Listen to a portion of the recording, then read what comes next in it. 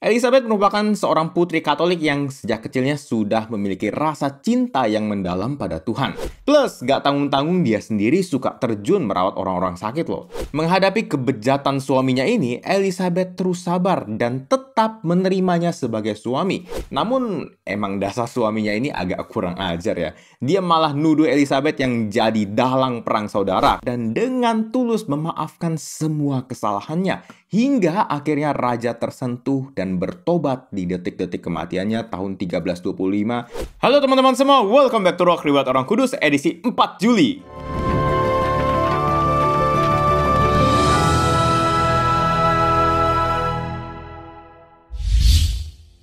Hari ini kita akan membahas riwayat dari Santa Elizabeth dari Portugal, pelindung perdamaian. Sebelum kita mulai, silahkan share dulu video ini supaya semakin banyak orang dapat hidup kudus lewat teladan para santa. Oke, tanpa berlama-lama lagi, mari kita mulai.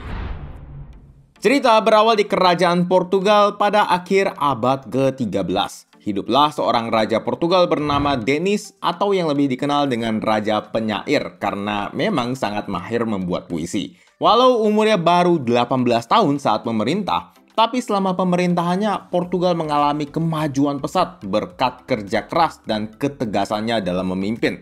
Salah satu kebijakannya yang sangat terkenal adalah ketika ia menanam pohon-pohon pinus di dekat Leiria untuk mencegah degradasi tanah. Dan oleh sebab itu juga ia disebut Raja Petani. Nah, di umurnya yang masih muda, yaitu 22 tahun, ia menikah dengan seorang perempuan muda bernama Elizabeth. Anak ketiga dari Raja Peter ketiga dari Aragon, yang waktu itu baru berumur 12 tahun guys. Ini jelas perkawinan yang diatur sih, karena memang zaman dulu itu kultur perkawinan masih kental dengan nuansa politik, jodoh-jodohan gitulah.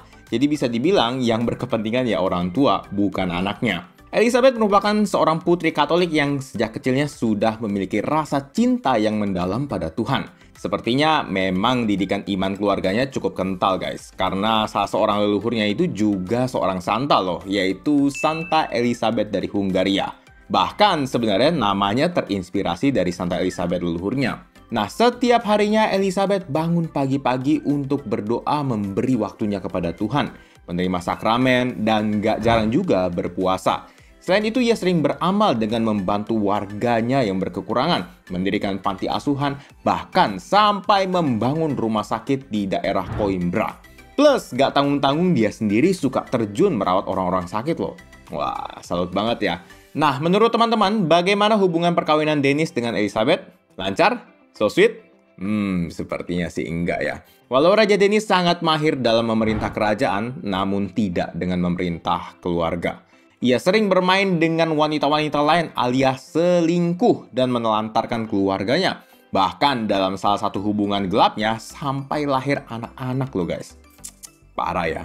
Menghadapi kebejatan suaminya ini, Elizabeth terus sabar dan tetap menerimanya sebagai suami. Bahkan Elizabeth lah yang memberi pendidikan bagi anak-anak hasil perselingkuhannya. Tapi di sisi lain, putranya Alfonso tumbuh besar tanpa figur ayah yang baik sehingga ia memendam rasa kesal kepada ayahnya. Rasa kesalnya ini semakin memuncak terutama saat Raja Denis lebih mencintai dan memilih putra tidak sahnya Afonso Sanchez sebagai penerus tahta. Wah, akhirnya pada tahun 1322 sampai 1324 pecahlah perang saudara di Portugal antara ayah dan anak. Setidaknya ada 2 kali perang besar yang terjadi. Tapi setiap perang ada satu orang figur yang melerai dan mendinginkan suasana. Dialah Ratu Elizabeth. Figurnya yang cinta damai ini berusaha dengan sekuat tenaga dengan bantuan Tuhan tentunya untuk mendamaikan suami dan anaknya. Namun, emang dasar suaminya ini agak kurang ajar ya. Dia malah nuduh Elizabeth yang jadi dalang perang saudara karena menghasut Alfonso melawan raja. Akhirnya semua barangnya disita oleh pengadilan. Tapi yang menarik adalah ia tidak sekalipun berniat bergabung dengan kelompok pemberontak meski hartanya dikuras habis suaminya yang bejat itu. Ia tetap berada di posisi tengah demi perdamaian.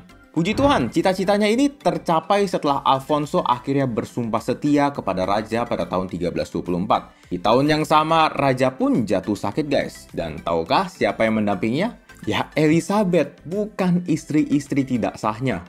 Ia dengan setia merawat dan dengan tulus memaafkan semua kesalahannya.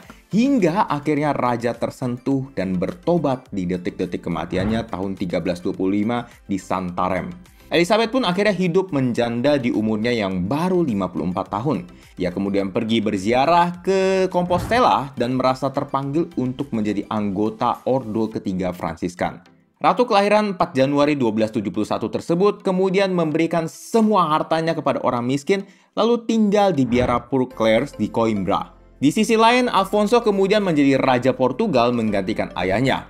Nah, tumbuh besar di lingkungan yang perang di sana-sini, Raja Alfonso pun turut mengikuti kultur tersebut, guys. Tahun 1336, ia berperang dengan Raja Ferdinand keempat dari Kerajaan Kastilia di daerah Extremos. Fun fact-nya, Raja Ferdinand ini sebenarnya kakak iparnya sendiri, guys. Gokil ya. Mendengar perang ini, Ratu Elizabeth pun bergegas ke medan perang dan mengusahakan keduanya untuk berdamai.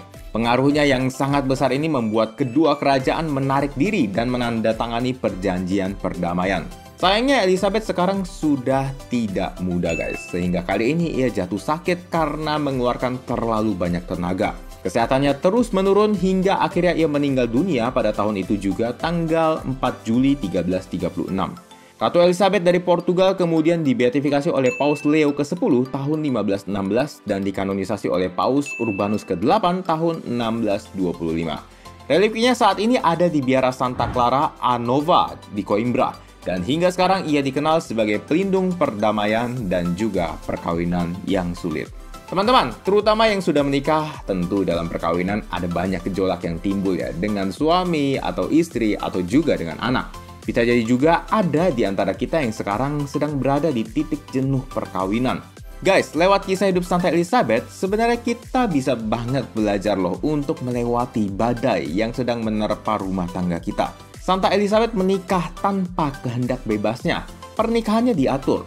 Suaminya hidup sangat tidak bermoral terhadapnya. Anaknya pun saling perang dengan suaminya. Tapi melewati ini semua, ia tetap sabar, bahkan menjadi pembawa damai di tengah keluarganya, guys. Nah, Santa Elizabeth yang menghadapi situasi seberat itu aja bisa survive dan tetap setia. Lalu kenapa kita enggak? Kuncinya apa sih? Ya mau nggak mau kita harus kembali kepada Tuhan seperti yang dilakukan beliau. Kalau kita mendekatkan diri kepada Tuhan, maka sifat kita juga akan semakin mirip dengan Tuhan. Karena Tuhan itu setia, guys. Walau kita berdosa, Tuhan tetap setia dan mencintai kita. Dan itulah yang dilakukan Santa Elizabeth terhadap suaminya. Walau suaminya tidak setia, tapi dia tetap setia. Malu loh guys dengan beliau kalau akhirnya kita memilih untuk cerai. Padahal menikah juga pilih pasangan sendiri kan, bukan di pilihan kayak beliau. Dan perlu diketahui dalam Katolik itu tidak ada istilah perceraian. Jadi walau secara sipil dikabulkan, tapi di mata Tuhan tetap suami istri yang sah. Dan ini jadi refleksi juga nih buat kita-kita yang belum berkeluarga, supaya pilih pasangan yang benar. Jangan asal suka, cinta, pacaran, terus menikah. Harus diselidiki dengan baik apakah kita ini benar-benar dapat menerima kelebihan dan kekurangan calon pasangan kita sampai seumur hidup. Begitu juga sebaliknya. Nah, oleh karena itu teman-teman, khususnya yang sudah berkeluarga ya, mari kita memohon doa dari Santa Elizabeth dari Portugal agar dalam berumah tangga kita dapat melewati berbagai tantangan baik yang sedang ataupun akan kita hadapi ke depannya. Santa Elizabeth dari Portugal, doakanlah kami. Amin. Oke guys, begitulah kisah hidup dari Santa Elizabeth dari Portugal. Kalau teman-teman rasa video ini bermanfaat, teman-teman boleh like, subscribe, dan share untuk mendukung pengembangan channel ini. Terima kasih sudah menonton dan sampai jumpa di Rock edisi selanjutnya. Jembatane!